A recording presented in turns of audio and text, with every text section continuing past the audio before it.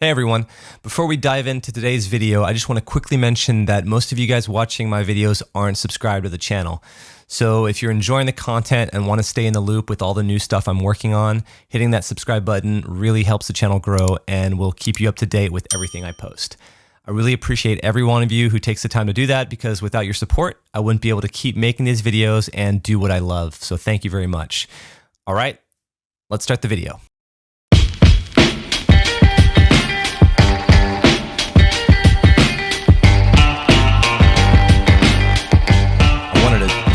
Cancer, but also cancer in general. Okay.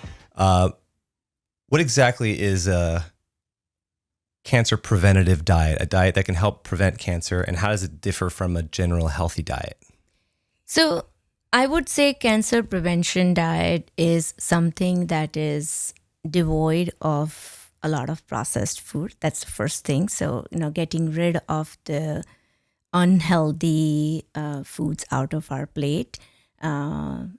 And again, we can go into depth on what are some of those. But so the first and foremost, my principles are always first clean up, and then focus on what we need to add up, right? So removing the bad things out, and then adding the good stuff, the polyphenols, the antioxidants, and then definitely a whole foods diet is what in my opinion, I would say. Now, there are definitely different versions of whole foods diet that can exist, but in general, a whole foods diet is what would be cancer preventative in general.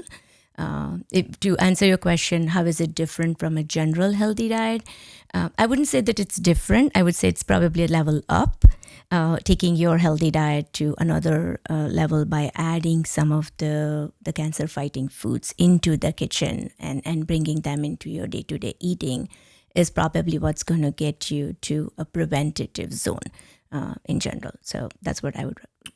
Right. So if you're eating healthy, and that by healthy, we mean just whole foods, cutting out preservatives, then a cancer preventative diet would just be more in tune with specific foods that it's just more targeted, essentially. Whole foods, but more targeted. Whole foods, more targeted, for sure. Yeah. And when we talk about these types of foods that are cancer preventative, are we talking about just mitigating inflammation mainly, or are there other mechanisms besides inflammation that can lead to cancer from food consumption? So what research suggests is, inflammation is the cornerstone, right, behind a lot of issues that we see in general. So that definitely is one of the major drivers, but also other things that play a big role is going to be reducing the oxidative stress. So adding a lot of antioxidants to fight that free radical damage that can happen in our cells.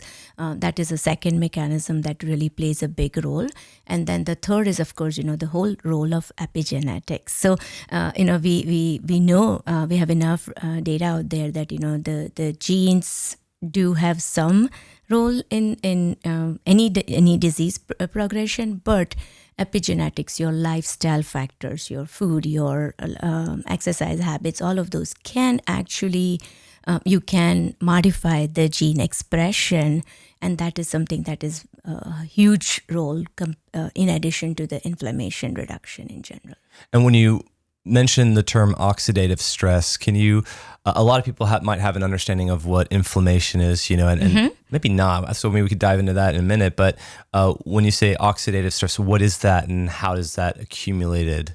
So again, toxins, pollutants like smoking, other pollutants, all of those can create these compounds in our body which are called free radicals, which are kind of going out there and just kind of creating the damage inside the cells or damaging your mitochondria, which is the powerhouse of your cell.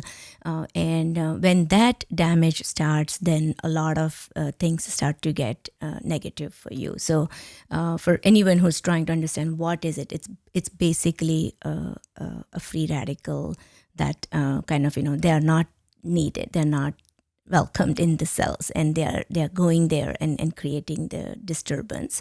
And when we talk of foods that kind of fight against that or prevent that damage are all your antioxidants. So those help get rid of the free radicals. Right, bind them, and so they remove them. Yes, they can be removed.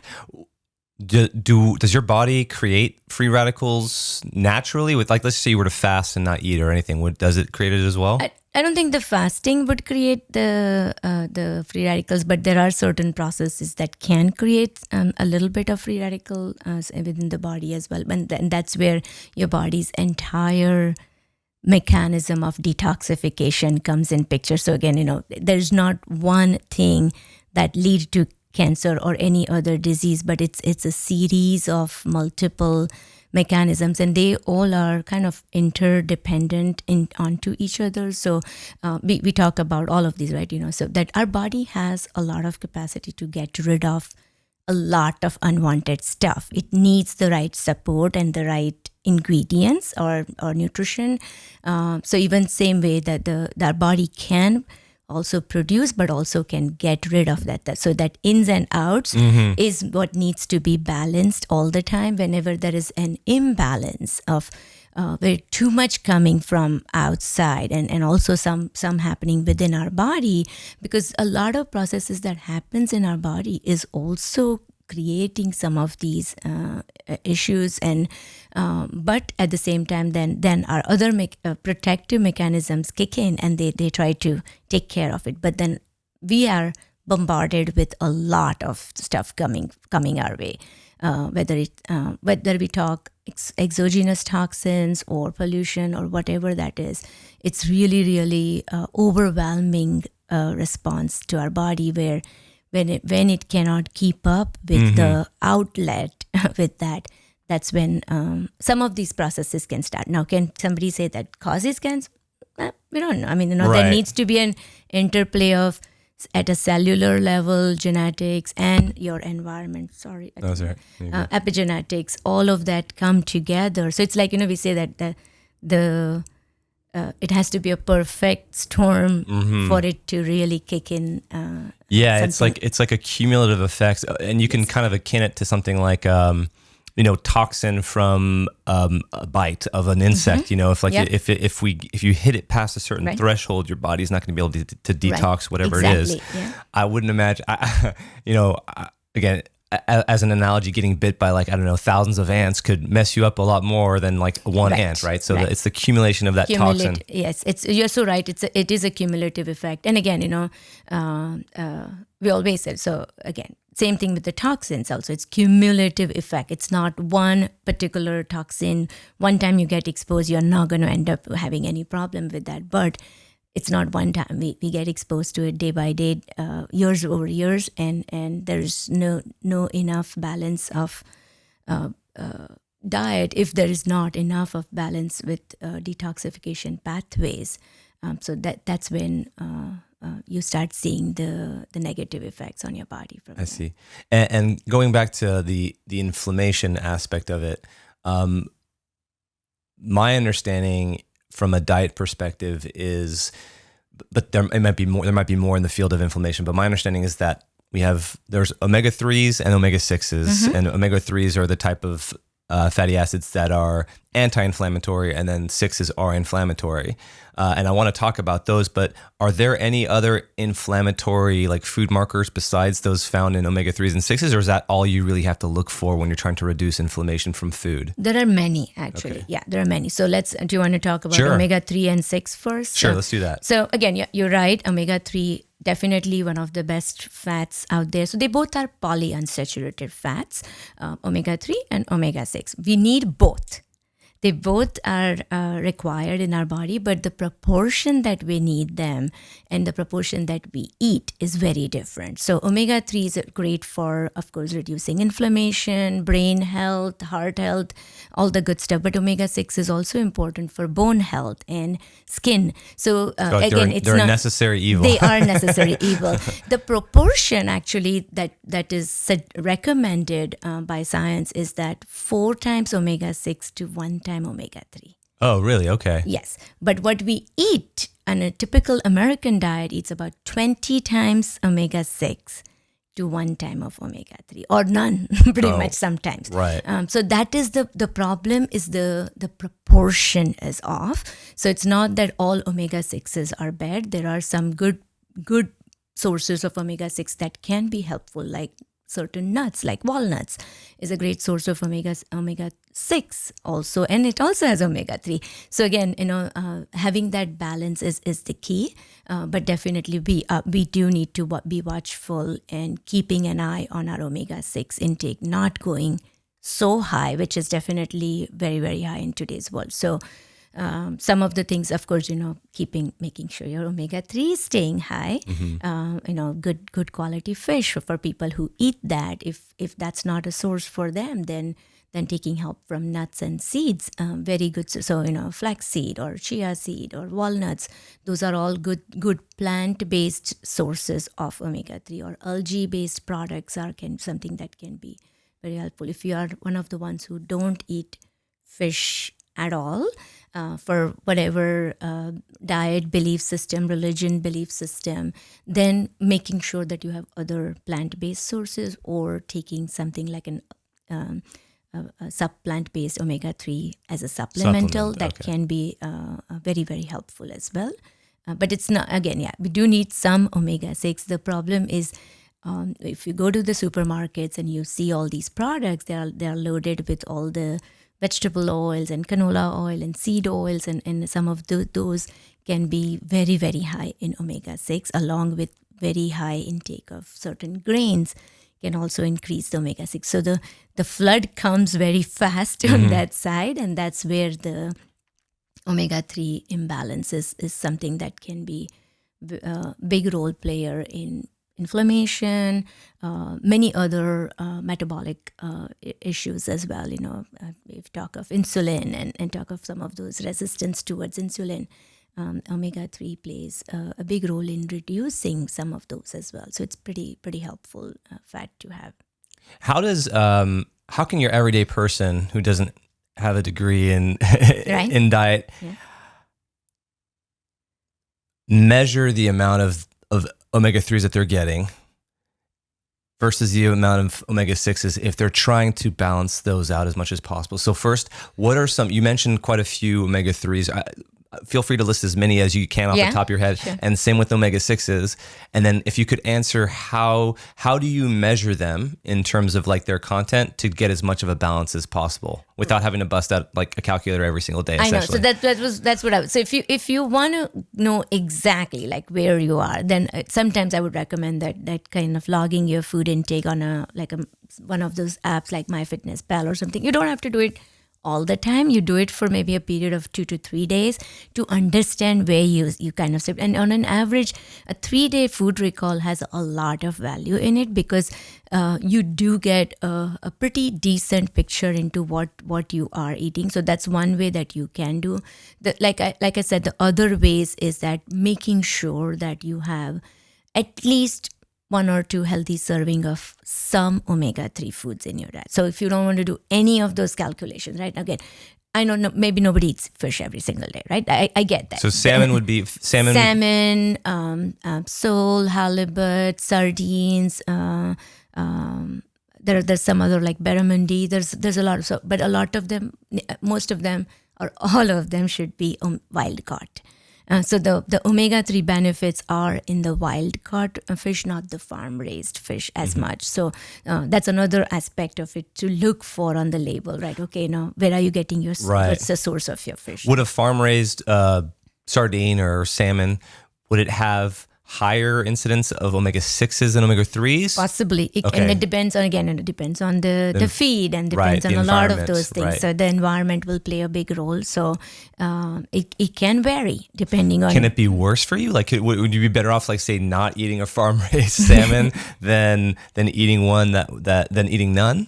It can and it cannot, both the ways. So it depends on what you replace that with. So let's say if you did the farm-raised salmon, it's not better than the wild caught. We know that. But if that is replacing some Oreos. McDonald's or Oreos or something of that sort, like a fast food, then maybe it is still added. So it's a relatively in between, I would say. But yes, you are right about that. That depending on what their feed and what their environment is, it may or may not be. So if you think you're eating, I'm eating salmon or I'm eating one of these fish, it's all good, right? It may or may not be all the time. So knowing your source for the food supply is definitely very helpful and very important in today's day and time. Sure.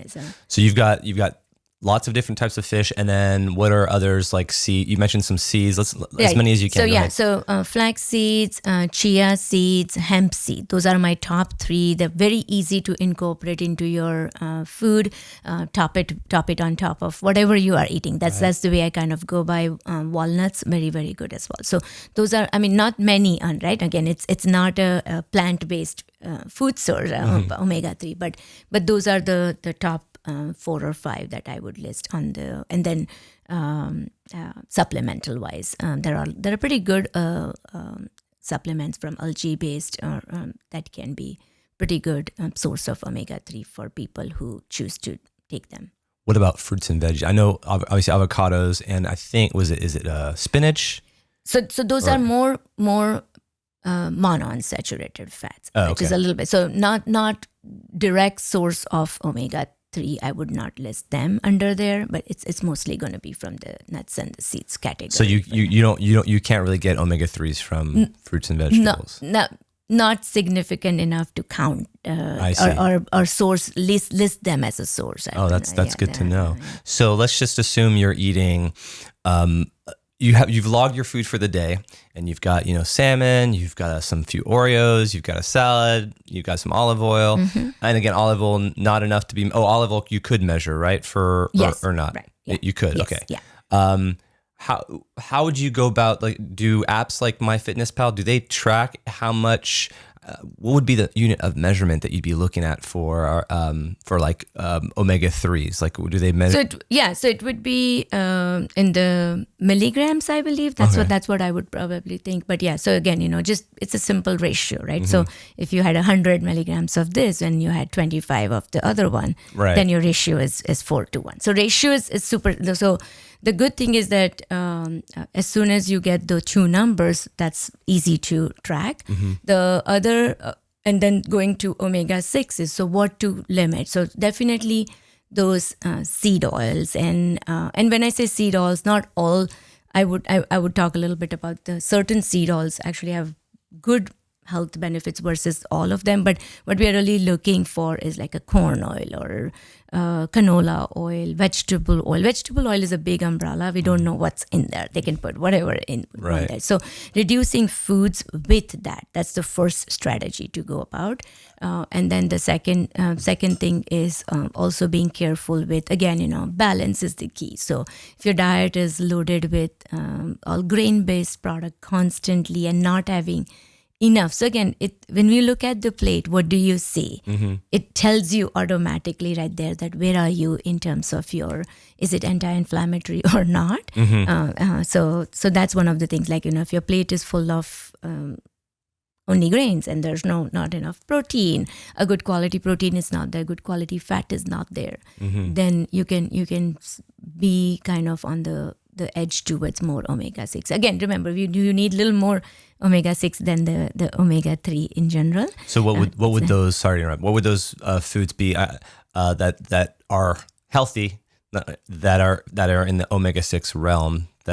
So whole grains would be a healthier grains to get. So things like quinoa or buckwheat or wild rice.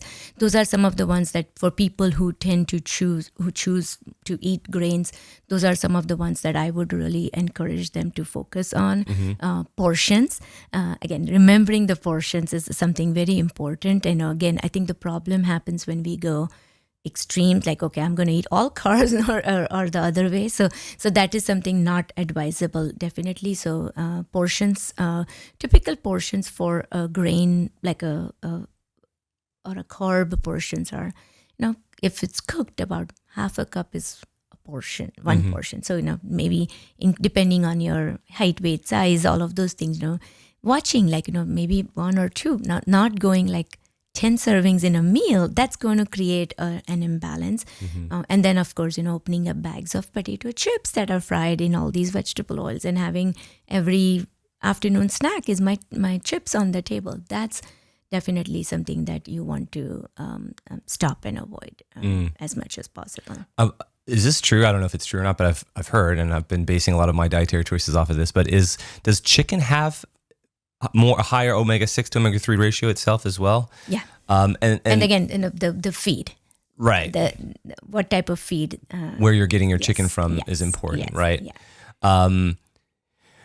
How I saw a few charts online. I'm going to link them in the video, but that have again, you can't measure every single food, right? So, but it does list like conventionally raised like beef versus like grass-fed beef, for example, and it has the list of its own ratio of 3s to 6s. So I'm going to put that in there. But essentially, that might be a good place to start. I would assume if you just say, okay, if I'm getting this ratio from this food, and then you're trying just as much as possible without being too crazy scientific about it, just trying to up the 3s and reduce the 6s while still having a good ratio is going to be good. Yeah, it's all a step in the right direction. Correct. That's because there's going to be otherwise a lot of overwhelming response. I mean, not everybody is ready for that, let me track everything and all of those things. So I typically don't push people that you need to, but something like this, like, if there's somebody who's really enthusiastic about, okay, I really want to take a look at my issue. So then I would say that, do 3 to 5 days. It's going to tell you a pretty good picture of what you are eating and where you need to make the modifications. So it's kind of just understanding that these are the changes that needs to come in. But yeah, you're right. Omega-3, absolutely powerful thing to focus on in your diet as a food, as a supplement, whatever source that you pick. But you need to focus on that. And I would imagine somebody who has, cancer risks in their family would be more willing to make this sacrifice and these choices to help mitigate it. Absolutely. So you talked about processed foods earlier. How do processed foods or certain preservatives increase the cancer risks, and which ones should people be most wary of? You mentioned oils, but what are some others, and how do they increase those cancer risks? So a lot, right? So I mean, that list is unfortunately just getting longer and longer because the knowledge about a lot of those preservatives and products that the way they are prepared, how it affects the production of certain chemicals is getting bigger and bigger. Some of the big ones are definitely, when a food is fried, right? So the potato fries or the chips or something like that. So produces certain chemicals that are definitely shown to be carcinogenic. Of course, nutrition studies. So one thing we want to know that there's always a study in favor of something and there's a study against something. That has been the nutrition science. I can tell you, like, always. I've been in the field for 25 years. What stays kind of constant is just more unprocessed food. Like that's what is constant. Right. But going back, so again, not to digress, but that's an important distinction to make because there's so many studies that contradict one another. I've read through so much literature, and one moment you've got this diet fad, one moment you've got this healthy, this diet's going to save your life. Right. I think that the overwhelming understanding is just eat whole foods and be consistent with that, and that's your best bet in the long run. Right. So again, just to certain foods or certain ingredients that are either produced or they are converted during the process the way it is. So one of the big ones is, of course, acrylamide, which is what's it called? Acrylamide. Acrylamide. Maybe I'm saying it wrong. No, I don't know. I've never heard the word before. Acrylamide. So that's typically when starches are cooked at a very high temperature. So that's something that can create all of these potential. Now again, all of them are going to say potential carcinogenic effects and a potential inflammatory response in your body. So that is one of the ones. The second thing is when meats are grilled at a very high temperature, they can produce certain compounds which are shown to be carcinogenic as well. So those are cyclic compounds. Is all I would. But I think they are called PACs or ACH. I can't remember the as some cyclic compounds. I would. and is it it's not necessarily a function of like the flame, a flame from the grill itself, or would it be a function more just the temperature itself? It's the combination, the heat and the heat, temperature, and the way the meat reacts with that. So that's so again, charring your meat is something that is not advised on a constant basis. Now, again, that doesn't mean you never do it, right. But again, remember the overload, right? So if somebody's doing it every single day or every single meal, then that is something that can be a little bit of issue. Things that you can do to reduce that is definitely cooking at a little lower temperatures. That's one of the things. Skimming off some fat off of the meat before grilling or before frying of any sort. So that is another way.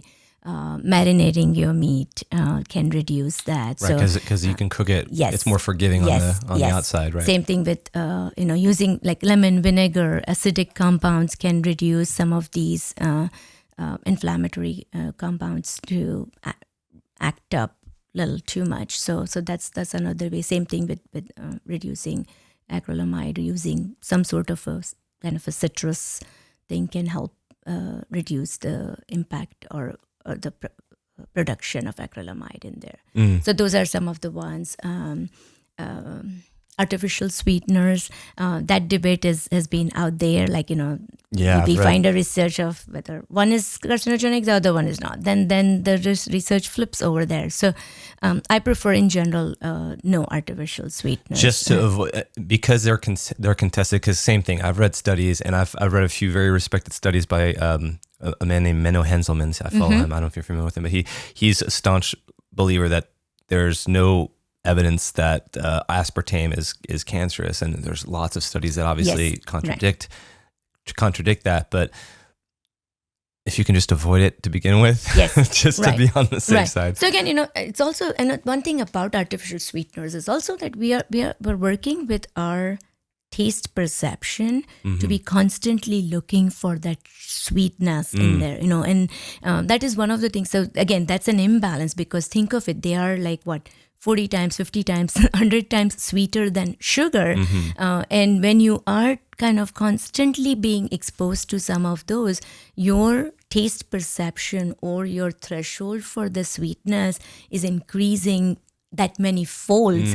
And that's again, think of bringing back to balance. And if that's an imbalance, in our taste buds, all 5 or 6 taste buds do exist. There's a sweetness, a bitterness, all of those things. But when you are pushing one to the extreme, I think that is creating a lot of imbalance. So whether research supports one or the other, by the time a conclusive data comes, we may or may not be there. So my advice or my recommendations to my clients is that, first and foremost, it's creating imbalance in your eating habits. So that's one reason. Second is definitely there are enough studies showing negative effects of that. So we don't want to go by a few that are positively saying, it doesn't cause it. Not eating is definitely not going to cause it. So might as well try to stay that way. So definitely artificial sweeteners is the third one on that list. There's honestly like lot of inconclusive data out there, but again, there's talks about GMOs and pesticides and a lot of those burden as well. Again, the way food industry has different standards in different countries or different continents, like any European continent, you look at the number and the amount of pesticides or the tolerance limits are way different than what we have it here in the States. So again, you pick up a product, maybe I'm just picking names, like any chips, like, like Lay's chips or whatever that is. If it's in European region, the ingredients are different. And when they're here, the ingredients can be very different. And that itself is kind of very questionable. That why? Because the rules are stringent over there. So they are much more stricter with food guidelines versus what we allow here. And then some other countries you look at, there's probably no regulation. So who knows what all is added in there. So definitely the pesticide burden is increasing. And again, can you say that pesticides cause?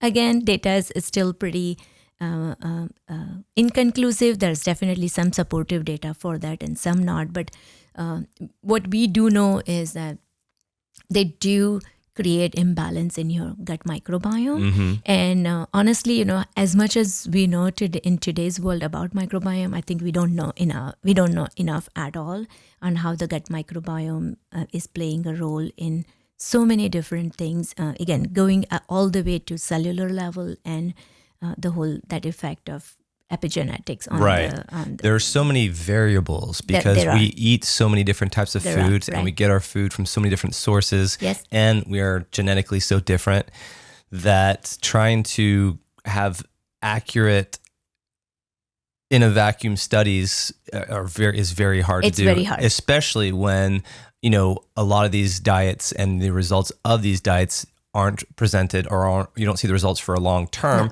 And then a lot of these times people have to report themselves what their diet is, and a lot of times they're inaccurate with what they ate. So it's just really hard to get accurate data, I'd say. But I do want to touch base on what you were just talking about, which is contested studies and contested ideas, because I think a lot of people who are trying to eat a cancer preventative diet, a healthy diet, are very confused by it. And so let's talk about the organic versus conventional food, since you were just talking about it. There was a study in the British Journal of Cancer highlights that organic foods may reduce exposure to pesticides linked to cancer, while the research from the National Institute of Environmental Health Science suggests that the evidence of organic foods being superior is inconclusive. So this is exactly the whole thing we're talking about, one study contradicting another.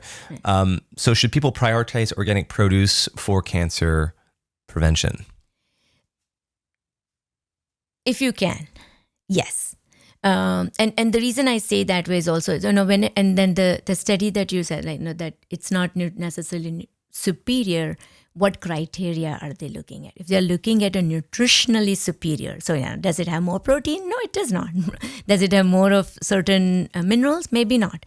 But so again, depends on, and as a general public, when they look at the data, that's the harder thing to distinguish. But actually, when you sometimes you dive into the study, you can find that the criteria measured could be different. So that's one thing. And also, who's funding the study, right? Big time. That's right? another can of worms. Big time. So if you see, somebody is funded, I don't even want to use that as a reference study when I'm kind of trying to learn about some certain things. But yeah, you're right about funding can definitely change the inference or the results out of there. So that's another thing. But again, so organic, why organic? Again, as we just talked about, that the whole pesticide burden, where does it get into your system? Your body has to detox it. Can your body detox it? Yes. Can your body detox gallons of it? Maybe not. Can your body detox an ocean of it? Definitely not. So that's the thing about it's that cumulative effect of everything. So do you have to eat everything organic? Maybe not. Can you? And one of the harder thing with organic is also, and there's also talks about this, saying that even organic food probably has the contamination from the farms nearby or anything like that. So it can totally do that. But if it reduces the body burden, what my general way of teaching my clients is that reduce the body burden of these things on your, okay? So if you can manage to get some things organic, so that's where I always refer back to environmental working groups, Dirty Dozen list. Yes, let's talk about that. And that can really be a good guide to understand that these are the top 12 foods that are sprayed with the highest amount of chemicals and pesticides. If I can, I try to definitely do that. If I don't have access to them, then definitely, washing them thoroughly. You could also use, there are some fruit washes and veggie washes out there.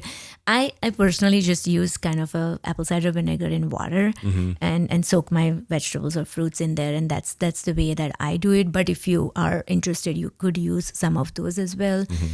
As a general rule of thumb, I mean, if you don't even have access to the list, if you think of it, certain fruits and vegetables which have very thick skin that you're going to remove, like a banana, watermelon, you're not going to eat the outside of the watermelon so much. Don't worry too much about focusing on it's more about with the pesticides and the GMO grown or non-conventional or conventionally grown. We're talking about the inside does not contain pesticides. So they do penetrate in there. And that's why when you're eating a berries, example is that simple. You're going to eat the whole berry as is. So whatever pesticide has been sprayed, it's definitely has a very easy access like to a penetrate. Berry especially like raspberries. Like blueberries, raspberries Yeah. is one of, right? So that's something.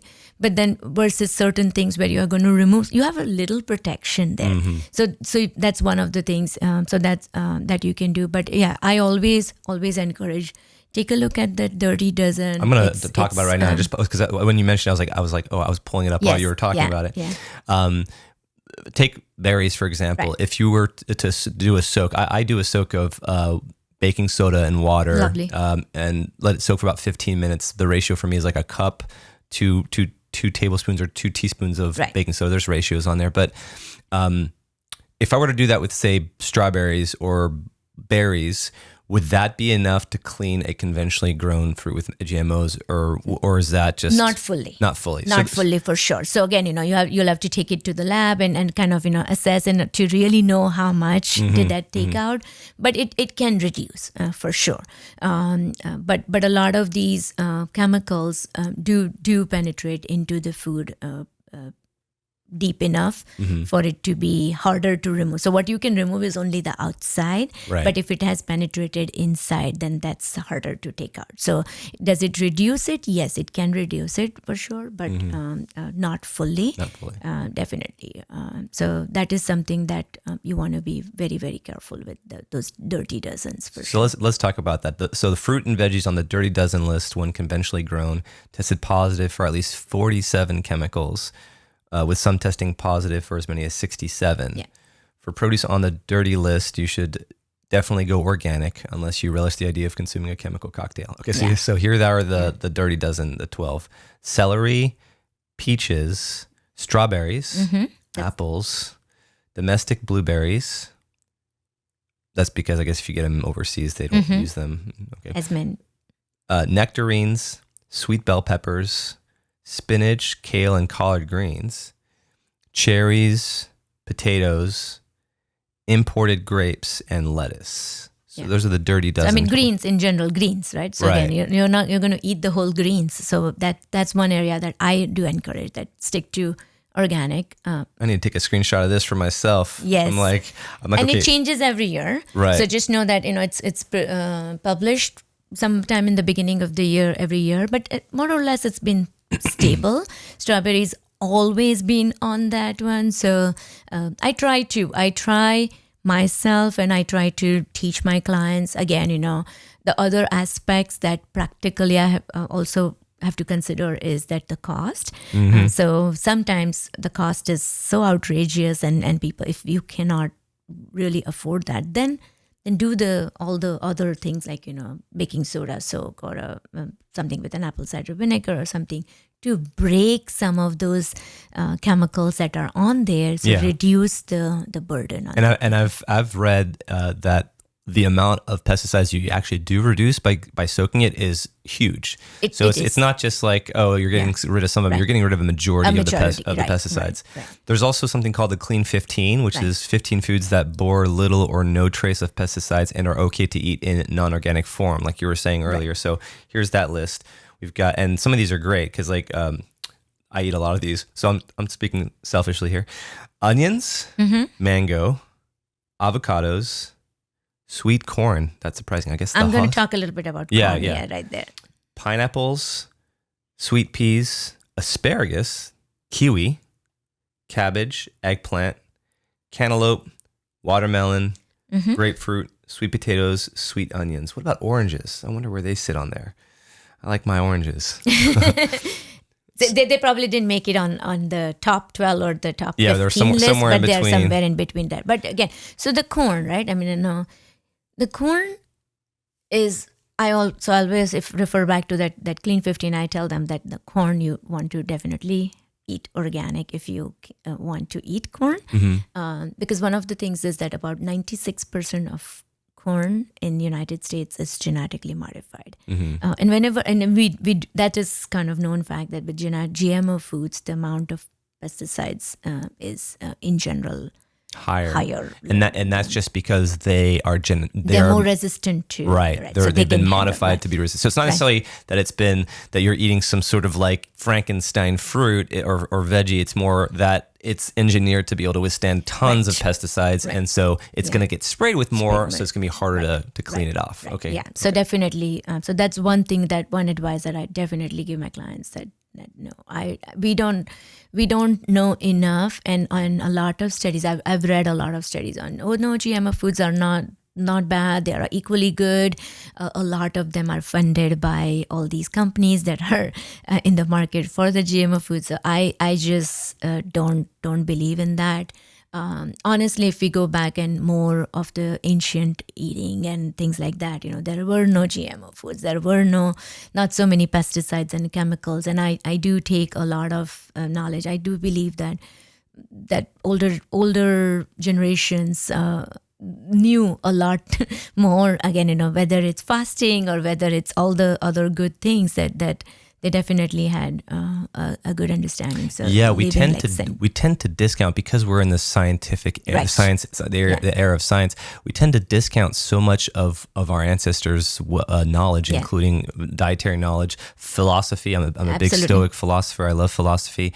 Stoicism has taught me so much from the mental health aspect, and that's been around longer than Christianity. So I definitely agree with that mindset. Last question on this before we move to a different one is if you are eating, say something like, do you need to wash like a watermelon or a banana or something that has a thick skin or like an orange? I still would wash it. I still do because it is getting on your countertop, it is getting on your chopping board. It is so washing. I mean, it doesn't hurt. Just do a basic wash, even though you are not going to eat it. Cross contamination, right? So that's another thing. What if you've been like playing with that, like touching all of that, and then you're cutting the inside. So washing is in general a good rule of thumb for food safety and also to reduce some of these exposures in general. And I lied. I want to say one more thing about nutrient density of GMO foods versus non. You mentioned that a little bit a minute ago, but is there conclusive data that shows that GMO or conventionally grown foods with like pesticides are less nutrient dense than organic food? Not necessarily. No, there's not a conclusive data on that. And that's where I said, some of the studies that they are not superior in what? We don't know that yet. So there's not enough data out there to show that one way or the other exists.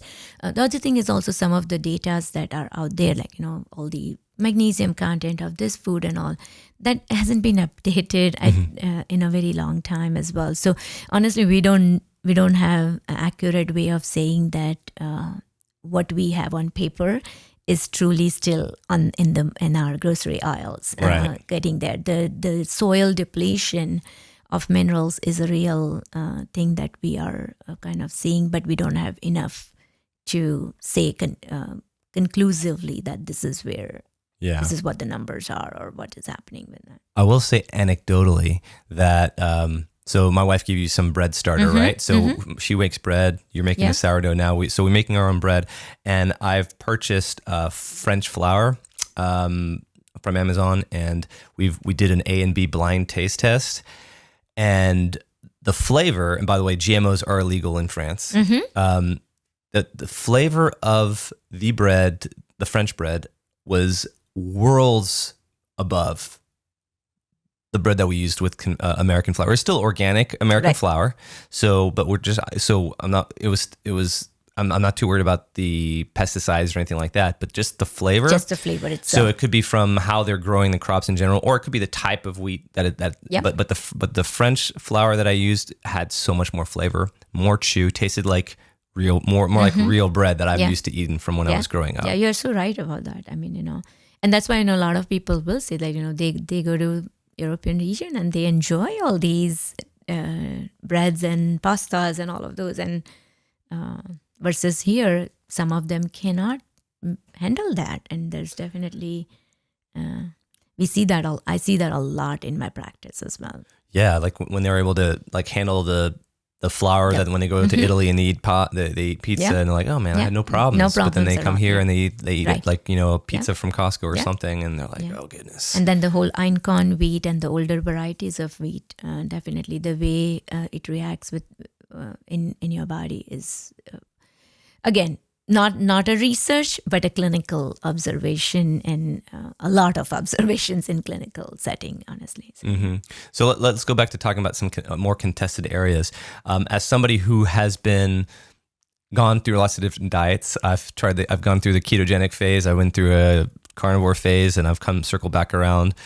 And we all seem to think like we know it all once we stick to some sort of elimination diet. And I think this is like a fallacy of the outcome of an elimination diet. An elimination diet prevents you from eating other crappy foods, and then you're like, oh, this is the key, this is the best diet. But so we can be very dogmatic, myself included in the past. So I want to talk about the two contested diets would be the animal-based or ketogenic diet, carnivore, versus plant-based diet, like the vegan diet.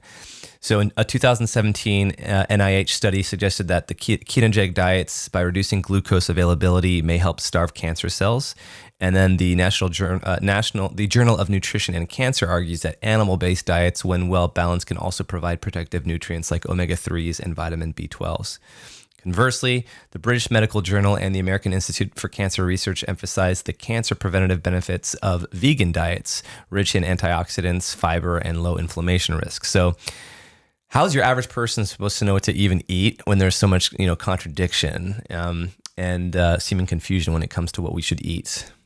You're so right. Again, I'll go back to where we started. Keep it whole foods diet first and foremost. So again, just to give a little bit background on myself, that I am not opposed to one or the other diet. I started my career with using ketogenic diet for intractable epilepsy, and boy, did we see difference. Outstanding. Those children their lives were turned around completely. Definitely do see that there are positive outcomes with that. The whole idea about ketogenic diet being used as a cancer therapy or preventative side of the things started with, if you may have seen the research, Dr. Thomas Seyfried. He proposed this entire idea with that cancer is a metabolic disease. And again, if you think of it as a metabolic disease, then all the things that goes against you in the metabolism can be kind of used to counteract that. So there's definitely research out there. It is an upcoming field for using the ketogenic diet as a cancer therapies. It's used for, ketogenic diet is very old, but it was mostly used for neurological conditions like epilepsy was the origin of it. But the basis of ketogenic diet comes from fasting. Like that's one of the major thing that really starts with that. So there have been comparison studies, and again, that's what, as a clinician, what I look at is first and foremost, what the study is, where is it coming from, and then the comparative studies. And there have been comparative studies of not necessarily fully vegan, but Mediterranean type of diet, which is considered as one of the most kind of doable diet is what I would say. I wouldn't say that that it's the best diet, but it is one of the most doable diets. So there have been comparative studies on that, and ketogenic diet, and some other low protein diets, and all of those things. And what they found is that there were similar effects from both Mediterranean as well as the ketogenic diet. But one of the key component was that both of them had the commonality was restricting calories or reducing the caloric intake in general. The benefits of the ketogenic diet definitely, again, like I said, it's definitely upcoming. If somebody, like you said, what a general person, how do they decide what do they go? So this is what I say: a ketogenic diet is a therapeutic diet. If you want to embark on that journey, you need to have somebody who is extremely knowledgeable with that, because you need to measure certain parameters in your health and all of those things, because you're going on an extreme. So that's one of the things that I always do encourage people, that if you wish to hop on that journey, have a well-versed healthcare person be there to kind of monitor your cholesterol and monitor some of the data regularly, and if that works for you as a lifestyle. Especially, sorry, I want to interject, especially electrolyte balance. I think, absolutely. I mean, everybody who goes into it realizes they feel like total crap when they go on the diet. In the beginning, yes, the keto flu is real. And myself included, in really making sure you're getting enough potassium, magnesium, and salt is just so important. Right. And so that's one thing. And then the Mediterranean diet, the whole plant-based foods, and the data out there is so supporting that all these polyphenols and the antioxidants that come from these fiber foods and deeply darkly colored vegetables and fruits and all of those things, they have such a good anti-cancer properties, not only reducing inflammation, but also that epigenetic and the nutrigenomic aspect of it, that how it can turn on and off certain genes. So that is something that's a very powerful supportive data out there. So again, it could be. But the Mediterranean diet also does have a considerable amount of fish in it, right? Yes. So Mediterranean diet is and again that's where kind of it comes more in between. Yeah. It's not a vegan, it's not a full ketogenic, but it's in between. So there are all the carbs that are there in the Mediterranean diet are whole grains or lentils, which is lower glycemic index, lower glycemic load. So again, ultimately, I think a lot of things are pointing us towards that, focusing on that glycemic load in our diet, how much of the carby foods versus the other. So how do you reduce the glycemic load or the index is by adding that plant, like non-starchy side of your plate of vegetables. That is a key component in there. Fiber. Can I talk about that real quickly, just for people who may not understand that aspect? Is that when you eat depending on the carbohydrate that you ingest, whether it's essentially, you can think of it as put it in your mouth, and how quickly it dissolves in your mouth is going to decide how insulinogenic it's going to be, how quickly your insulin's going to spike, right? An easy way to kind of test, So if it's got more chew to it, like farro versus like a piece of white bread, you put it in your mouth, you'll ingest it. It's got the insulin will spike quickly. But one thing that I've done, and I think people should do, and what you're talking about, is pairing it with say veggies, dense or salad, and eating that first. And then starting with that, then you can eat your starches, and it will severely impact how much of an insulin spike you get. You're so right about that. And again, what I like to teach my clients is that have your pillars with your carb. Kind of like dress up your carbs. As some doctors also say that, which is a very nice way. So if you do that with protein, adequate protein in your meals, healthy fats in your meals, very, very important. And then lots of fiber in your meal. So those are the things that don't create as much insulin response in your body. Like, compared to carbs, protein is like less than half. And then the healthy fats is pretty minimal, like 10% or even less than that. So pretty minimal. So as you reduce that impact, that rush of sugar going up and insulin coming in response and all of that, you keep that more into a stable zone, I think you achieve a lot better outcomes in general. So that is where my take on this for a general person who's trying to, what should I do as a cancer preventative diet? something more in between, like a Mediterranean, would be a great step in the right direction for your health. So that's one thing. Versus, like you said, the ketogenic or something like. So again, like I said, there are definitely studies that are supporting that, if cancer is a metabolic disease, then all the things that affect metabolism can affect that as well.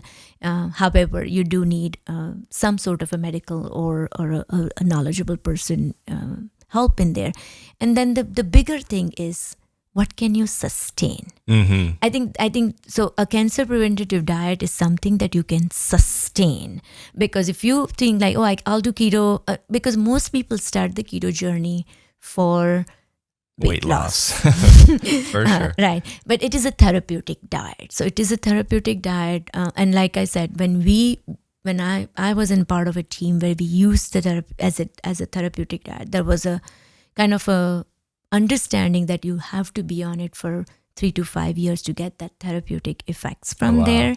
You had to, and then also the issue that I find with the ketogenic diet, again, I have nothing against ketogenic diet, but that there's many versions of it out there. And which version is the best for cancer preventative? You mean the ratios of macros, like 80-20? Ratios of macros, the idea, philosophy behind, is it just the macros or the quality of the macro? Like the same number of grams of fat coming from certain foods like avocado and olives versus only type of fat. So, and that's the thing. So, when you're looking only as meat as your fat source, it's more saturated fat versus monounsaturated fat and omega and all of those things can really play a big difference. So having that balance is the key, whether you do one way or the other. Yeah. If a general person trying to, my normal go-to is Mediterranean approach is way better, because I find that that's more sustainable for people. What I don't want them doing is, I do keto most of the week and then I go and just indulge in all the carbs, because you are going to bring that such a big rush of the insulin at that time. Now you are keto adapted. Right. Your body doesn't like that much of carbs. And then you suddenly give a big 32 ounce of soda on the weekend. Don't go that way. I will say anecdotally, because I've gone through all these and I've come back to a more moderate carb kind of intake and trying to be smart with it for a few reasons. One, I lift weights regularly. I like to lift heavy things, and the ketogenic diet did sap my energy because even though I was doing well with it, I feel so much better when I have carbohydrates around it. And I still try to eat healthy carbs. Carbs in the form of fruits, veggies, and then some starches, which would be, I don't mind like some rice, especially rice cakes before and after if I'm timing it around the workout. But essentially I'm trying to eat more low and energetic in the form of fruits, so lots of times. Right. I will say that the ketogenic diet, if you want to lose weight, is great, but it's like you said, if you're going to try to do a cancer preventative diet and those results aren't going to show itself within years, then you have to ask yourself why you're doing it. And if it's a short, stint to lose weight, then that's fine. Because I will say that the signaling hormone or the hunger hormone signaling from the ketogenic diet is a real thing. Like when I've gone on it, when my sister's gone on it, when people go on it, they're just not hungry. No, absolutely not. And as soon as you start to introduce, a few carbs, it's easier you just get hungry more often. Absolutely. And it's suddenly you go through, like, you are super hungry then. Right. So when you transition out of it, it can be very challenging, definitely, because now suddenly all you can think of is food all day long as soon as you have the carbs right there. So no, but that definitely, Dr. Seyfried, if somebody wants to read up his research and a lot of supporting data coming with there are a lot of centers that are using ketogenic diet as a adjuvant therapy. I will always say that for cancer therapies, diet is going to be an adjuvant therapy. You may not see that only diet is the way that you go with it. So again, having a full team on your on board, like a holistic doctor and an oncologist and a dietitian, and having that team together if you are already in the journey of cancer. But if not, then staying more, if you do unhealthy keto, it's not going to help. If you do unhealthy vegan, it's not going to help. And so that's where ultimately it's first and foremost is the clean up all the processed foods out of there. That's great. Let's talk about now intermittent fasting and cancer prevention. So again, 2 contested studies, but let's talk about it. The National Cancer Institute discusses intermittent fasting as a method to promote autophagy. And I'd like to talk about that, which could help clear damaged cells that might become cancerous. On the other hand, the Journal of Clinical Investigation notes that more research is needed to confirm these benefits, right? And I think, like 4 years ago, it was all on the fasting autophagy train. I think we all were like, I'm hitting autophagy, my cells are healing, Yeah. And then as time's gone by, we've kind of researched, well, it's maybe not as beneficial, or it's more inconclusive. So what's your take on intermittent fasting's potential for cancer prevention, and are there risks involved? So again, there's 2 aspects. One is autophagy for sure, and then the other is also just letting all that blood glucose being used up, or the food that you've eaten throughout the day, let it use up. So I use intermittent fasting in general as a recommendation that we have to eat with sun's rhythms. It's the circadian rhythms. And I think what we've gone too far is either super fast, and then the other way is just eating till 11 p.m. in the night and bag of chips and all of those things, right. Which is it's 2 extremes, right? It's like and you're either eating within this 2-hour window, or you're snacking every 5 minutes, right? Somewhere in between. Right. Somewhere in between, yeah. So that's the thing that definitely, giving your body that good 12 to 14 hours break is absolutely beneficial in many different ways. There's again, not necessarily strictly related to cancer, but we see that it reduces that hyperinsulin response that you have in your body. Your fasting insulin levels start to get better. The human growth hormone, which has a lot of impact on your blood overall metabolism, really starts to increase at that 14-hour mark in general. So that's a benefit for autophagy to kick in. Sorry to interrupt. For people who don't know, explain what autophagy is, and then keep going. So autophagy is like you said, that it kind of is a washout process. If I have to put it in a very simple way, it's the clean out process of unwanted dead cells or dead things inside your body. So it's a cleaning process, which definitely has a lot of benefits from cancer preventative side of thing, or even in general reducing inflammation in the body. And this happens when you fasted for a specific amount of time? I think so, yeah. So the data that currently suggests is, again, that it's about 24 hours is where you hit that autophagy phase in general. So again, but you can't fast every day 24 hours. That means basically you're not eating, right? I mean, right. You can't hit that. So doing something more physiologic, like an overnight fast, 12 to 14 hours, you are allowing your body. So there you're getting more of that hormonal benefits, like the reducing the insulin and reducing that resistance towards that insulin and all of those things, which you can get it on a regular basis. And if you are ready, or if you're kind of keen, if you can, then doing it maybe every once in 2-3 weeks, doing like a 24-hour. If that's something that's open to you, then that would be beneficial. Many times I recommend seasonal cleanses kind of thing. Like, so maybe somebody could do that, like, once a quarter, you can do a little bit longer fast. And that way you can... Longer than 24 hours? 24 to 36, kind of like somewhere around there. So kind of, if you can kind of stop eating, like let's say on a Wednesday evening, and then you fast the Thursday, and then Friday morning you break. That will get you to your 36 hours. But again, that is not something that you do every day.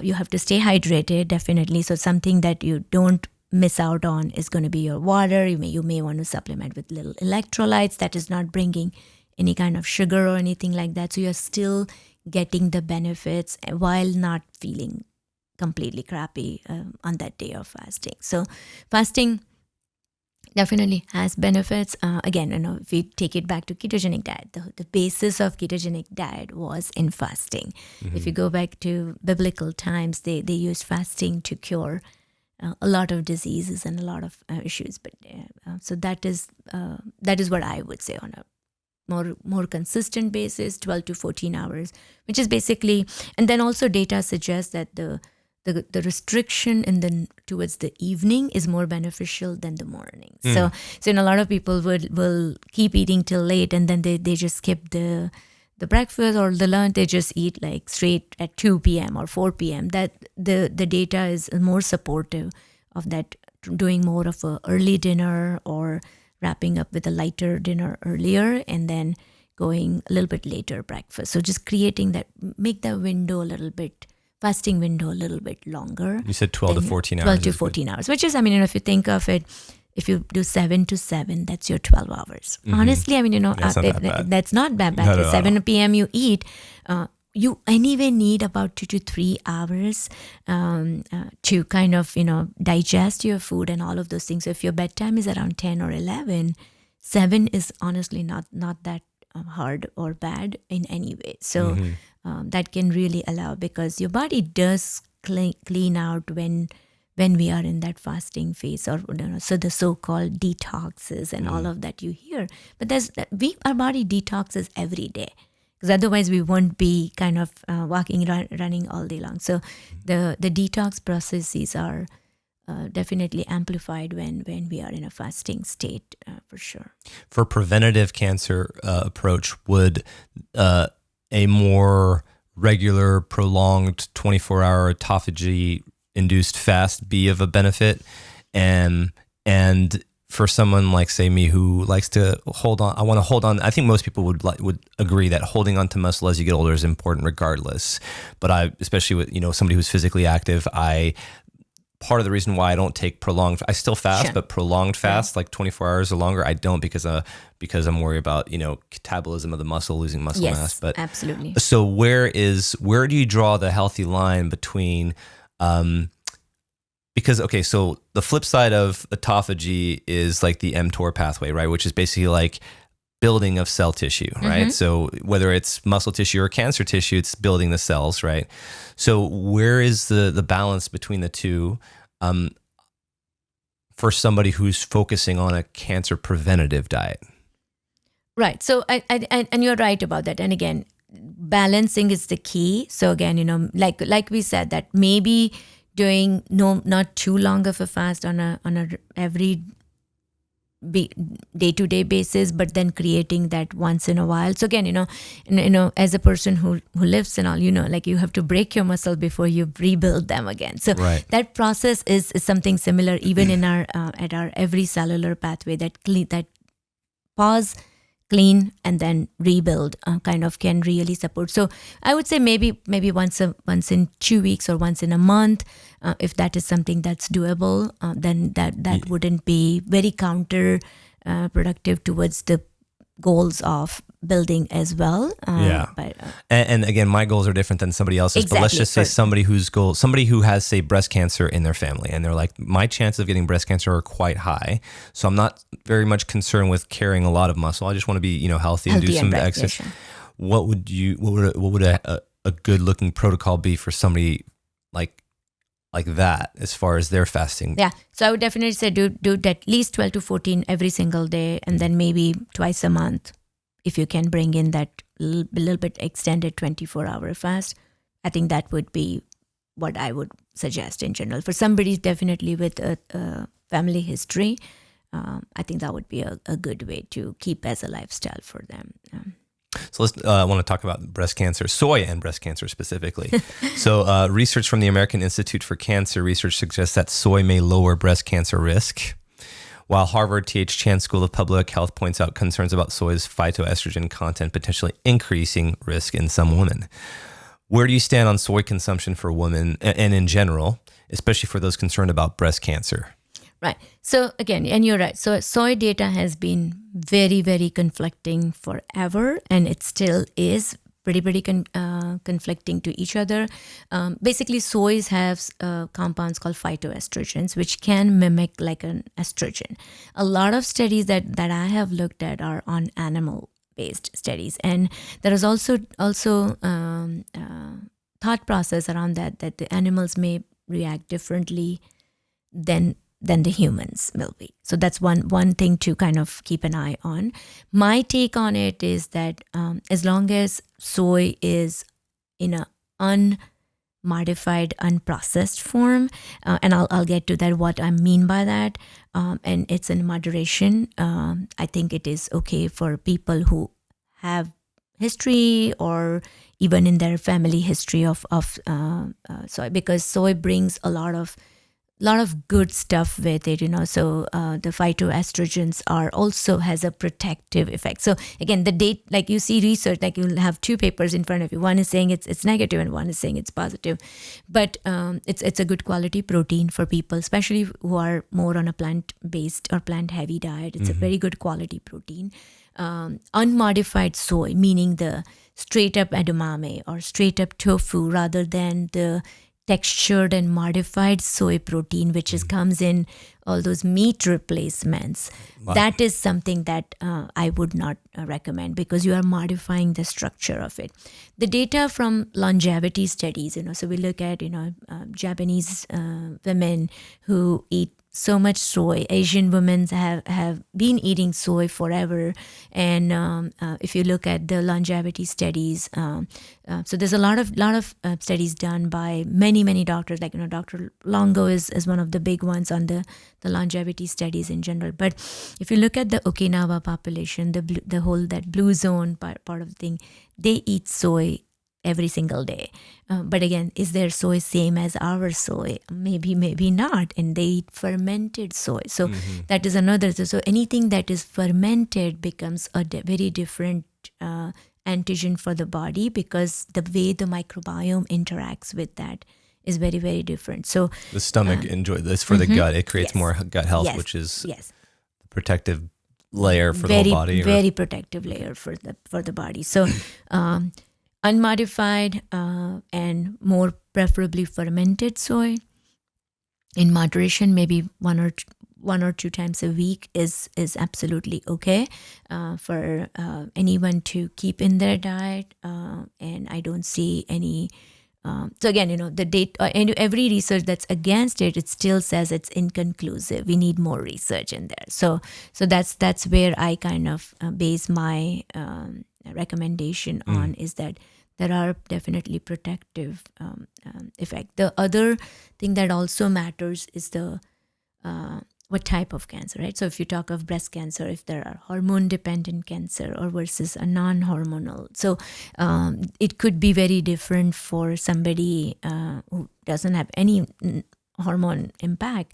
Then there's no evidence that suggests that they should not eat any soy or avoid all of those things. And then and then other cancers also, there's beneficial effects. Colorectal cancer, there have been studies that shows positive outcomes with soy consumption on a regular basis as well. So I think, again, those meat replacements that are made with the soy or the textured soy protein is something that I would be very careful with.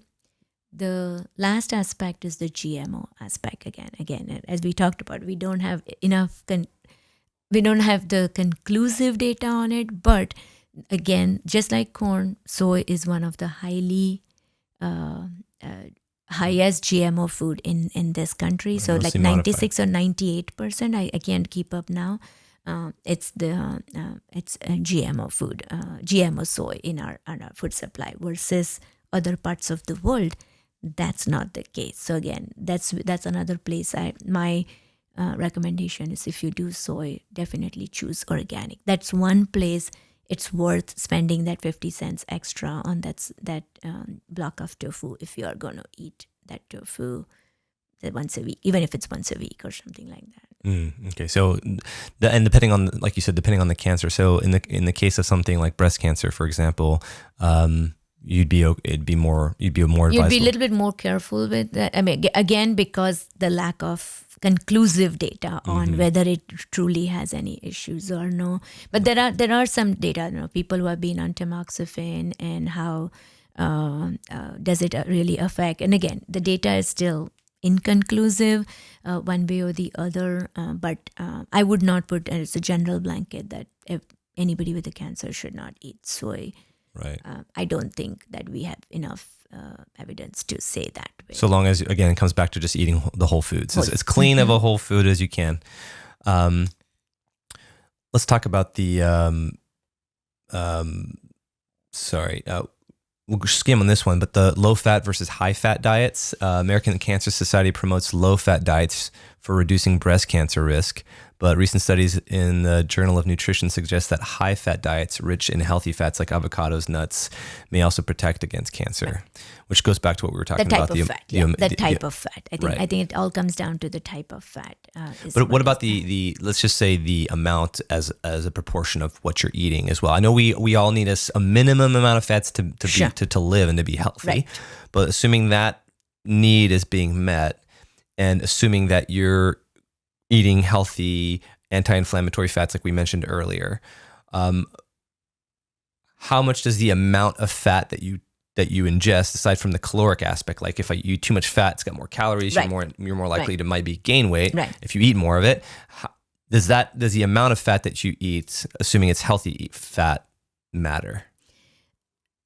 So one, this is what I would say that. So if you are choosing to do more of a Mediterranean type of approach, right, where you are going to have some protein, some carb, and some fat, all of those things, then stay in the moderation, like 30, maybe 35, 30, kind of that proportion. 30%? 30%, yeah. So that proportion work out better there, but versus if you're on a ketogenic. So the reason I say that, because if you're on the ketogenic pathway, then you're going you very have no high choice fat, but to eat fat. You are cutting that carb with that. So the idea is that if you are going a little bit higher fat, you have to cut back on something. So if you're going to keep the carbs in there, then yes, moderate fat is what I would really suggest. Again, that is why I kind of like that Mediterranean approach better, because there is all the healthy fats and olive oil. I mean, they drizzle everything with such good quality olive oil. The good thing about that diet is it just covers your bases, right? I think because there's so many conflicting studies, right. It's like, carbs are bad for you. Right. Meat's killing you. Right. Yeah. So it's like, where do you go? And I think, I think that's kind of and there's actual, there's evidence of it helping people live longer. Right. Yeah. But like absolutely low fat, like, less than 10% and all, I don't see that being beneficial in any way. So again, completely low fat is not where I like my clients to be at. Okay, good. And then, so this is a pretty surprising one, but sugar consumption in cancer. According to Cancer Research UK, there's no direct evidence that sugar feeds cancer cells, but the National Cancer Institute highlights sugar's indirect role in cancer through obesity and other studies I mentioned earlier where sugar does feed cancer cells. Yes. Yeah. So how should we address sugar in cancer prevention diet? And is there a clear connection between sugar, cancer growth, and inflammation? So I'll answer the first part of the thing. How should we address it? Minimal. Absolutely minimal. Can we say that sugar feeds directly to cancer cells? There's not evidence for that. But indirect, like you said, one of the studies that you mentioned, that there is that indirect role of through the obesity or weight gain. And I don't think we went onto that path, but weight is one of the very, very big criteria when we talk of a cancer prevention journey, is that avoiding excess weight is very, very important, because there's data out there that the fat cells, the excessive fat cells are very inflammogenic, and then they do increase the risk of cancer for not one, like I think there were like all 12, like multiple different cancers. It increased the chances of all the cancers in that. So sugar feeds every cell. Think of it this way, right? So it's a fuel. It's a fuel just like the ketones are. The sugar feeds every cell. So does it feed cancer cells? Yes, it does feed cancer cells. But the evidence or the data is not out there that to say that if you eat sugar, you're going to get cancer. Right. It's not that easy and not that direct, because again, if that's how easy things were, our human body is very complex. Our physiology is way too kind of intertwined into so many different pathways and mechanisms. So, you talk of all the inflammation pathways. Now, does sugar cause inflammation? Yes, it does cause inflammation in the body. Is sugar addictive? Yes, yes, sugar is very addictive in nature as well. I work with so many clients, and they're like super inflamed from the pain aspect, not a cancer or anything like that, but just super inflamed, very, very high in pain. And we just do a washout of let's just do 2 weeks. Just physical pain, like back pain, joint back pain, joint pain, all of those. And, pain is a sign of inflammation also, right? Unless you have injury, and it's still inflammation. Exactly, right? So pain is a sign of inflammation. Then, just 2 weeks, let's just do 2 weeks, no sugar. Or no added sugar. Again, let's clarify that as well for your listeners, that no added sugar, and you can see a huge difference in your inflammation going down. If you have the capability of measuring all your markers of inflammation, you can see that with there as well. So sugar affects in multiple ways when on the prevention side of the things. Of course, one is inflammation, second is weight, it's excess calories. It's just no other nutrient coming in there. So it's going to keep adding on more and more calories. And then we talked about that a lot of preventative diets, calorie restriction was one aspect. Weight control was the other aspect. So it is touching multiple points on there. And then inflammation, of course. So definitely minimal. No added as much as possible is what we really, so what I mean by that is there's some natural sugars in fruits, and there's natural sugars in yogurt and milk, but the natural one, not the one that's added on top.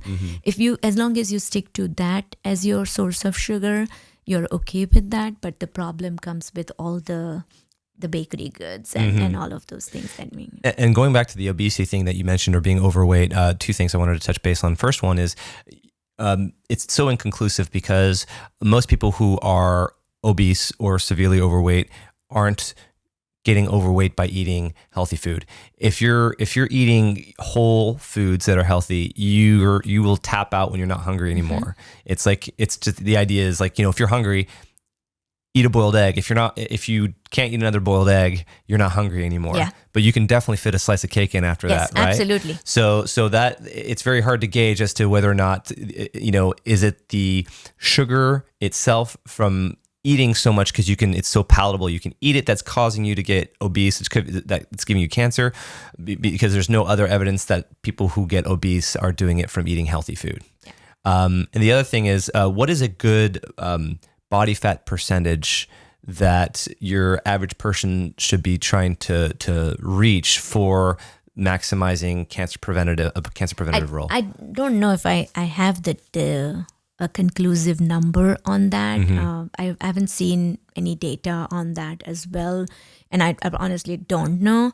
But I would say that again, your fat percentage is going to be way different than many other average people, or even mine for that matter. But definitely for women, I would say definitely under 20 is definitely something to shoot for. Men could be even lower because you are just naturally more muscular. But honestly, I don't have a good answer for you on that. I would say, there's, again, because there's the balance. I'm sure if you know. No, I'd say for men, I know more than women, but I know for men from a percentage, anything sub 10%, when you're getting sub 7%, we're talking about hormone imbalances. Yeah. And then anything above, for men, maybe 20-25%, we're getting in that same idea. So I'd say a safe spot 15, for a man is about 15%. And that's what I would imagine. That's in general for in overall health also.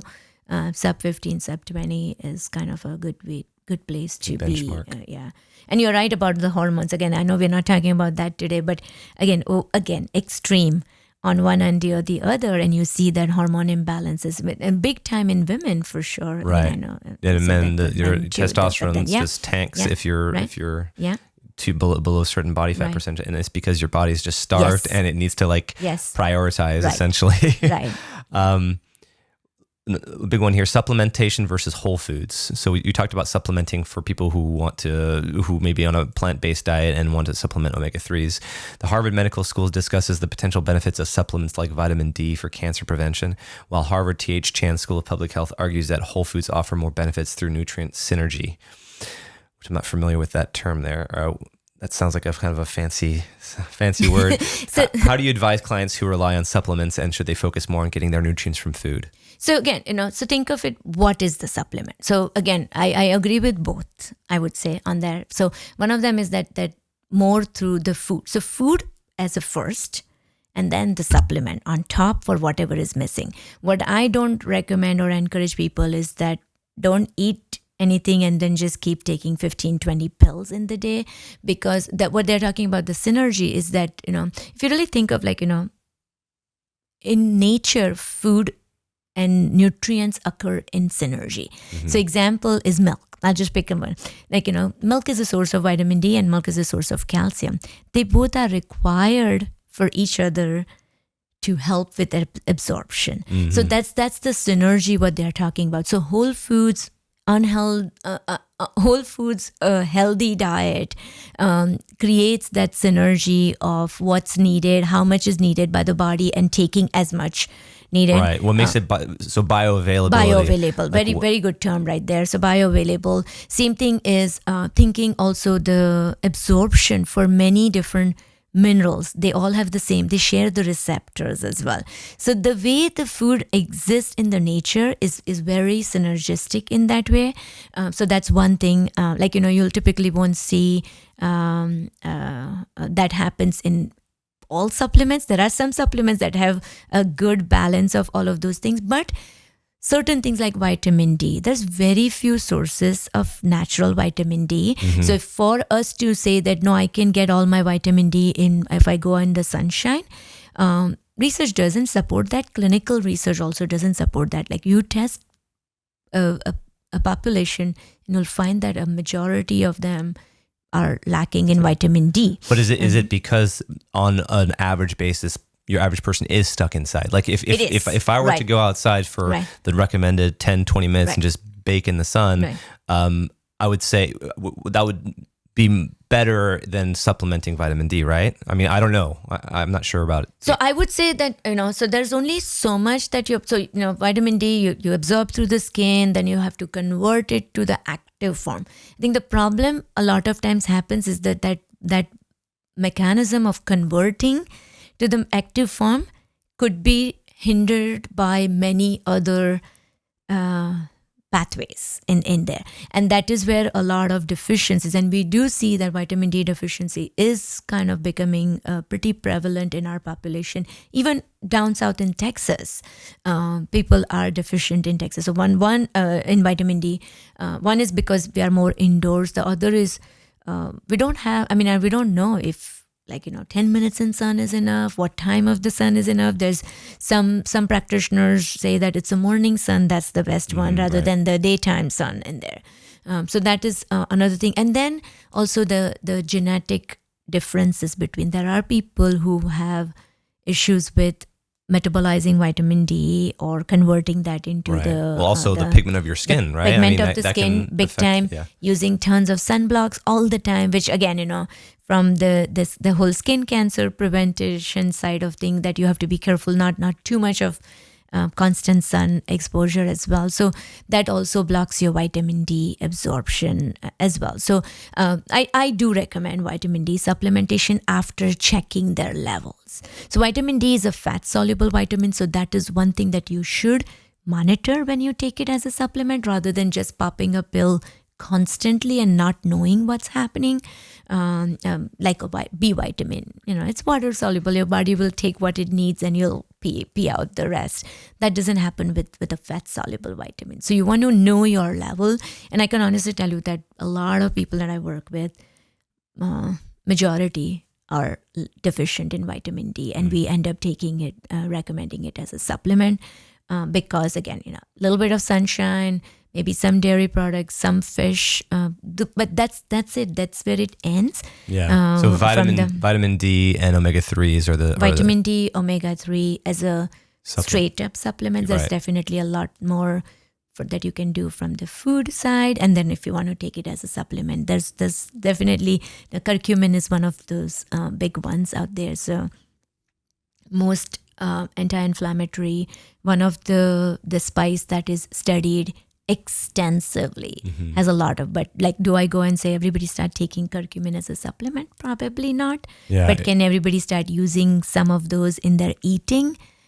Yes, absolutely. I tried to take curcumin once, and I took it and I started to get bloody noses from it. Yes. I was like, right. I mean, it can have a little bit of that blood thinning effect on you. So it can do that. So as a actual pills, those are the ones. And then knowing your pathways, like if your detox pathways are compromised, what is it that you are lacking in your diet, right? So one of the things that a lot of people don't realize is that protein is very important for detox pathways. So making sure that that's there. Cruciferous vegetables, or your cabbage and cauliflower and Brussels sprouts, they are powerhouse of anti-cancer nutrients like glucosinolates, which convert to sulforaphane. It's like an inactive compound for sulforaphane, which has the very good anti-cancer benefits in your health. So broccoli sprouts, like if you look, so yeah, that's one of the foods that can be drastically game changer for people. Again, and if you get like cabbage, for example, if you get it fermented, that's even on top of that, even better. Yes, even better. And then I know lightly stir fried. Like you don't want to cook it up to the point where everything becomes gone. The nutrients. Nutrients and also that glucosinolates. You don't want to overcook it also, but that is one thing. Lots of data. So supports your liver detoxification pathways. So that's the way it really supports the anti-carcinogenic effects in there. This is cruciferous vegetables you're mentioning? Okay. Yeah. Okay. Yeah. Green tea, it has that catechins or EGCG, which has, and there's in a lot of studies. Now, again, one thing given, the studies all have like 10 cups of green tea every day. I don't know who drinks 10 cups every day. Yeah. But again, but that is something that if you are okay to keep some green tea in your diet, and that is something more day-to-day basis, you can absolutely do that. A cup or two is not bad, and you can absolutely keep that. So those are like, what I call my functional foods for the anti-cancer. So turmeric, cruciferous vegetables, green tea, those are some really good ones, powerful food that very easily you can incorporate in your day-to-day lifestyle. That's great. And then how does lifestyle, stress management, exercise, sleep, complement dietary changes to reduce cancer? I mean, big time, right? And again, so one is, of course, weight. Like, so the exercise, staying active, there's number of studies that show just overall activity levels and reduced incidence of cancer, whether it's through the pathway of weight, whether it's through the pathway of reducing inflammation, because exercise also reduces inflammation as long as it's done the right way. But it also, for me, it increases it after I'm done working out. Right? Yeah, it does, yes. But and that's why I said, like, as long as, so again, just staying active. And then again, a lot of people think, I did my gym workout for an hour, I'm good to sit the whole day. No. The research do show that staying active throughout the day is where you actually reap the benefits of the activity levels in general. So that is something. So reducing inflammation, reducing weight, those are the ways that I think exercise plays a big role. Also, it has effects on hormones like insulin, very, very big impact through that pathway as well. So if we think of cancer as a metabolic disease, exercise is a very huge aspect that plays a role into overall metabolic processes. So very important. And same thing, stress. I think we just can't say enough about stress, and stress creates more free radicals in your body. Stress creates more inflammation in the body. So it's going to be there, right? I mean, who doesn't have stress? I mean, I used to ask in my questionnaire, are you stressed? I've taken that out. Like everybody is like, how badly are you stressed? Yeah, the biggest advice is like, reduce your stress. You're like, okay, buddy. It's right.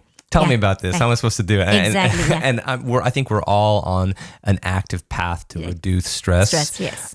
But I think that's probably the biggest thing. That and sleep, I think they're kind of related because they're very related, yeah. But I would say, this is me speaking personally, but I think the majority of Americans too, is if you're living a high stress life and you're not prioritizing a way to reduce that stress by making time either early in the morning for yourself, whatever it is, whatever you can do to give you a sense of perspective so that you can manage the things in the day that are causing your stress, is huge. It's huge. And again, a stress relieving can be different for different people. Yeah, exactly. So it's not like, not everybody has to sit in a meditation because, and years ago I was like, meditating would give me more stress because I could not control my mind. Yeah. And it had to, like, one of the yoga instructor that I used to kind of go to her classes and all, she just said that don't try to achieve maximum. So and that's when I think we all are so like extreme, right? We're trying I want to have the best of everything. That's not where it is. So letting go is a great way of doing that, or spending some time in nature. Mm-hmm. I think that's my big one. Yeah, that's a huge one because you can, and again, that's where comes that morning walk. Maybe you are getting the sunshine, getting your vitamin D, and also doing some of that stress relieving naturally. That's another thing. And then reducing some of that technology that we are bombarded with and getting more and more now as the day goes. So again, you mentioned sleep and stress, right? So and there's enough data that shows that the late night exposure to screens, blue light, all of that does impact your quality of your sleep. Increases the stress, both of those things. So if we can't stop everything, but can we do last 30 minutes or last 1 hour before the bedtime? Spend it so start your day without a screen for first 30 minutes and end your day last 30 minutes. Even if that much we can do, I think we're going to help with balancing that circadian rhythm a little bit better. Melatonin, we talk about, there's a lot of data still not fully supportive of, but even for cancer prevention. But that whole cortisol and melatonin rhythms, if we can regulate the rhythm better, I think it will all come out in our benefits. And because when we are so stress increases cortisol, right. That's the way it can. And then whenever cortisol is high, it doesn't allow the melatonin to go up. The cortisol has to go down before melatonin can come up. And that's the way it is. So doing something that's relaxing towards the evening. Yeah, and one thing I've incorporated is making sure you consume caffeine at least an hour and a half after waking up. A lot of people wake up and they have coffee, and that just exacerbates the cortisol that's already in your system. Right. You have because elevated. It's at 60 minutes is where the cortisol drops back down. You're right. Yeah. And so, for people with busy lives, what are some practical ways to stick to a cancer prevention diet, especially when it comes to meal prepping and eating out? So again, always think of the protein, fat, and fiber when you are meal prepping. Look at your plate and make sure that you have all of these three components. Carb is going to be there. So I don't have to ever tell people that eat your carbs in general. That's always there. But protein, fat, and fiber in every single meal. Rainbow of vegetables. So not every day, every plate, but when you are buying groceries in your grocery store, think of colors, because every different color you are getting different antioxidants from there. So picking different colors, choosing a little bit organic whenever you can. So that dirty dozen is a great list to go by. Meal prepping in terms of simple kind of a breakfast. You could do eggs and don't do just eggs and bacon, throw in some spinach with that. So again, still pretty lower on the carb end, but good rich fiber with that, and maybe half an avocado. Now you've balanced that plate a lot better than going one way, or just don't have a slice of bagel and nothing else with that. So that's not what you want to do. So create that balance, throw in some of these powerful anti-cancer foods that we talked about, somewhere or the other in your diet. Choose more fermented So sourdough, if you are going to do bread, then sourdough is the way to really go about, and using more ancient grains is the way to go about as well. So they do come with definitely more fiber. More fiber means lower glycemic response, so that is another beneficial thing in general. And then eating out? Minimal. For two reasons. I mean, one of them is the cost these days. I don't know if you've realized that it's gone exorbitantly high. Sure. But also the quality of ingredients that are used in a restaurant is never going to be what you choose to do at home. Specifically the oils. Oils, right. And then especially the fried food oils. So we talked about the fried foods, the whole acrylamides, or what we call advanced glycation products like the fries and all of those things that come with that. Plus the heat, the oil that is reheated over and over and over becomes very, very inflammatory. So that is the second aspect of that. And then it's definitely, a lot of them are super carby and big meals. In Texas, that's another aspect of it. So minimizing, having a family dinner once a week is not a bad idea, because it also brings that little more of a social aspect of it. But choosing your places that you go a little bit more better, more health forward places if possible.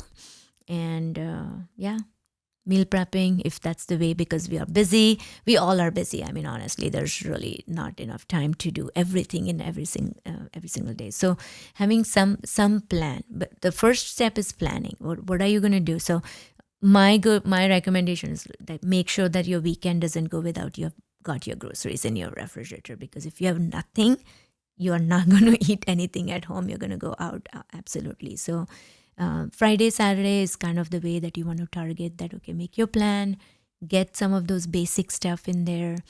Some of these vegetables stay pretty good, like, cabbage, cauliflower, honestly, they don't go bad that fast. So that's like a backup that, onions is something that's pretty good as well. So some of those you should always have in your refrigerator. Quality protein. So if you're eating meat or fish, good quality. Again, grass-fed versus the grain-fed or the other food fed kind of thing. If it's a red meat, but keeping the saturated fat from red meat intake a little bit lower in general. More fish, if that's something that you do eat, or the beans and the lentils. Again, if you look at Mediterranean diet, I mean, I don't know if you've watched that Blue Zones diet. It's a great documentary. I think it's called Live 200.